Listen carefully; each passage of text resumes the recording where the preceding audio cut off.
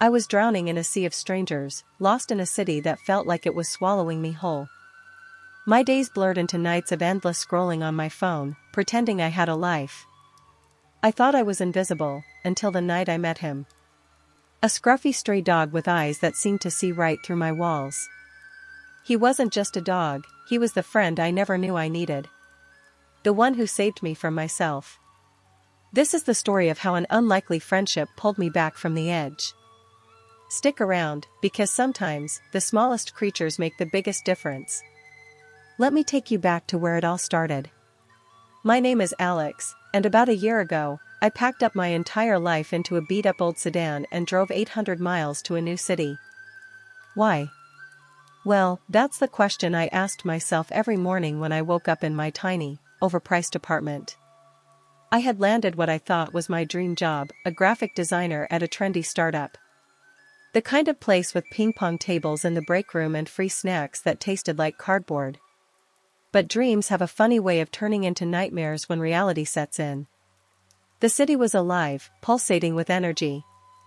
Skyscrapers pierced the sky like jagged teeth, and the streets were a constant symphony of honking taxis, chattering pedestrians, and the distant wail of sirens. I came from a small town where everyone knew your name, your family's history, and probably what you had for breakfast. Here, I was just another face in the crowd, blending into the gray concrete like a forgotten shadow.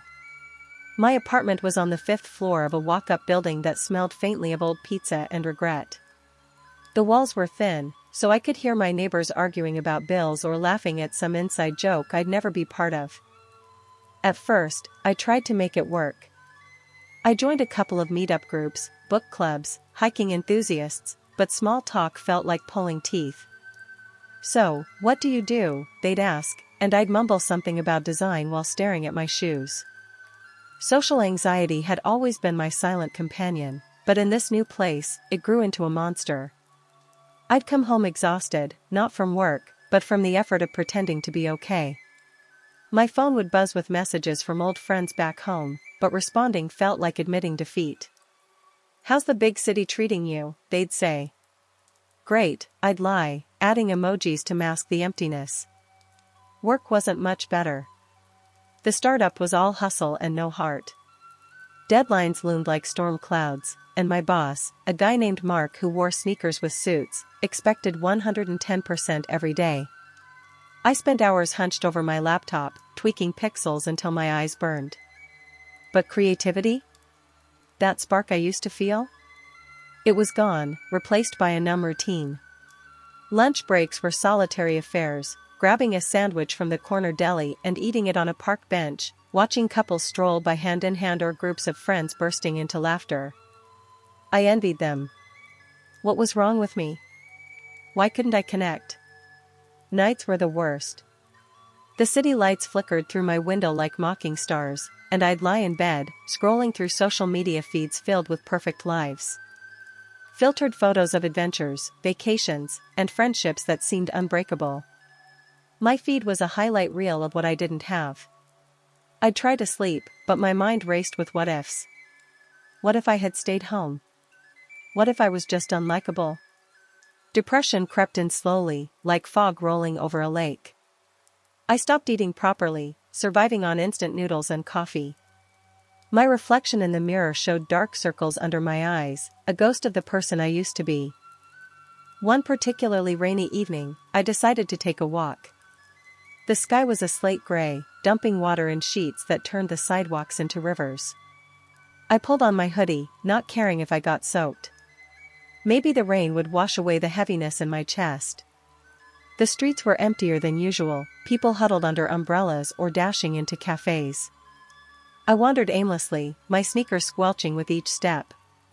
That's when I heard it, a faint whimper coming from an alley between two brick buildings. Curiosity pulled me closer. In the alley, tucked behind a dumpster, was a soggy cardboard box. Inside, curled up and shivering, was a dog. He was medium-sized, with matted fur that might have been brown once but was now a muddy mess. His ears flopped over, and his tail was tucked tightly between his legs. But it was his eyes that stopped me, big, brown pools of sadness and hope, staring up at me as if to say, please don't walk away. I hesitated. What was I supposed to do? I wasn't a dog person. Back home, we had cats, independent creatures that didn't demand much. This dog looked like he needed everything. He whimpered again, a soft, pleading sound that tugged at something deep inside me. Rain dripped from my hood onto my face, mixing with what might have been tears. "Hey, buddy," I whispered, kneeling down. He didn't move, just watched me with those eyes. I reached out slowly, expecting him to snap or run. Instead, he leaned into my hand, his wet nose cold against my palm. A spark of warmth shot through me, cutting through the chill. For the first time in months, I didn't feel alone. "You look like you've had a rough day too," I said, my voice cracking. He licked my fingers, and just like that, a decision was made. I couldn't leave him there. Scooping him up was awkward. He was heavier than he looked, probably 40 pounds of wet fur and bones. He didn't struggle, if anything, he relaxed against my chest. I carried him back to my apartment, rain soaking us both. My neighbors gave me odd looks as I trudged up the stairs, but I didn't care. For once, I had purpose. Inside, I set him down on the linoleum floor and grabbed some old towels. He shook himself, spraying water everywhere, and I laughed, actually laughed, for what felt like the first time in forever. I rummaged through my fridge and found some leftover chicken. He devoured it like it was the best meal of his life, tail wagging tentatively. "What should I call you?" I mused aloud. He tilted his head, and it hit me, Lucky. Because that's what he was, a lucky find on an unlucky night. That first night, Lucky slept on a pile of blankets in the corner. I watched him from my bed, his chest rising and falling in a peaceful rhythm. For the first time since moving, sleep came easily. The next morning, reality set in. Lucky wasn't just a one-night guest, he was a responsibility. I woke to the sound of him scratching at the door, needing to go out. Groggy and unprepared, I leashed him with a makeshift rope from an old belt and took him for a walk. The rain had stopped, leaving the air fresh and crisp. Lucky pulled eagerly, sniffing every lamppost and bush like it was a new adventure. His enthusiasm was contagious. I found myself smiling at passers-by who cooed over him. "What a cute pup," an elderly woman said, bending down to pet him. "He's a stray I found," I replied, and just like that, we were chatting about dogs and the city. Back home, I assessed the situation. Lucky needed a bath, badly. I filled the tub with warm water and shampooed him gently.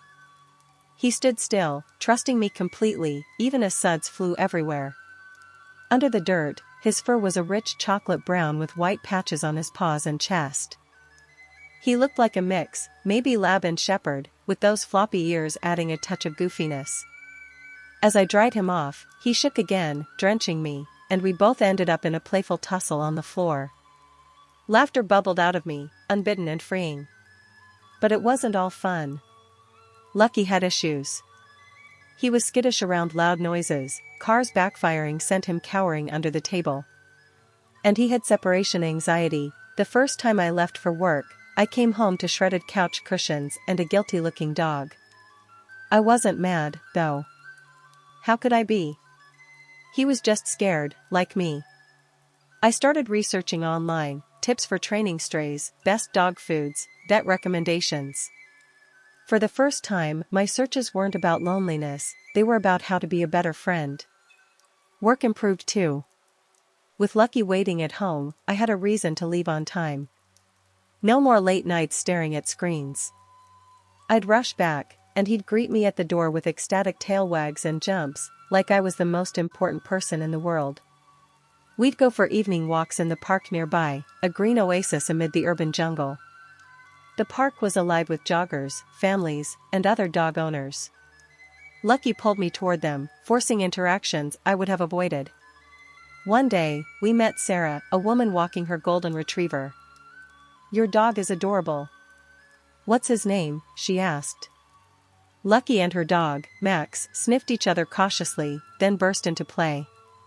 Sarah and I talked about pets, the city, our jobs. She was a teacher, new to town like me. You should join our dog meetup group, she suggested. I hesitated, but Lucky's joyful bark sealed the deal. That weekend, we went.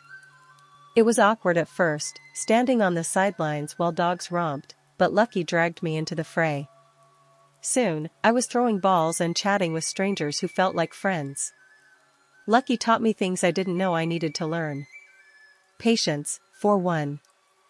Training him to sit and stay took weeks of treats and repetition, but his progress mirrored mine. I started small, saying hi to the barista at the coffee shop, joining a casual art class. Each step built confidence. He also showed me unconditional love. No matter how bad my day was, a rejected design pitch or a lonely lunch, he was there, head on my lap, eyes saying, "It's okay." But friendships aren't without challenges. About a month in, trouble brewed. Lucky started limping after a park romp. I panicked, vet bills weren't in my budget. I took him to a low-cost clinic, where the vet diagnosed a sprained paw but also found a microchip. "This dog belongs to someone," she said. My heart sank. The chip led to an old address in the suburbs, owners who had moved away and left him behind. Abandoned. Like me, in a way. The vet suggested posting flyers and checking shelters. Someone might be looking for him. I did, reluctantly. Flyers with Lucky's photo went up around the neighborhood, found dog, sweet brown mix, answers to Lucky. Each one felt like a betrayal. What if his real owners came back? What if I lost him? Days turned into weeks with no calls. Relief mixed with guilt. Lucky was mine now, but doubt lingered. Then, conflict escalated. My landlord, Mr. Grimes, a grumpy man with a mustache like a broom, knocked on my door one evening. "No pets allowed," he barked, pointing to the lease. "Get rid of it or you're out." I pleaded, explained Lucky was temporary, a stray, but he was unmoved. "1 week," he growled. Panic set in. Eviction? In this city, finding a pet-friendly place on my salary was impossible. I spent nights searching listings, calling shelters as a last resort. "He's a good dog," I'd say, voice trembling. Lucky sensed my stress, curling up closer, as if to say, "We'll figure it out." The turning point came during a storm. Thunder boomed, shaking the windows. Lucky whimpered, hiding under the bed. I joined him, stroking his fur. "I'm scared too, buddy," I admitted. At that moment, vulnerability hit. I realized Lucky wasn't just saving me from loneliness, he was teaching me to fight for what mattered. I confronted Mr. Grimes the next day. "Lucky stays," I said firmly. "He's family." To my surprise, Sarah from the park group offered help. She knew a lawyer friend who reviewed the lease. Turns out, the no pets clause had loopholes for emotional support animals.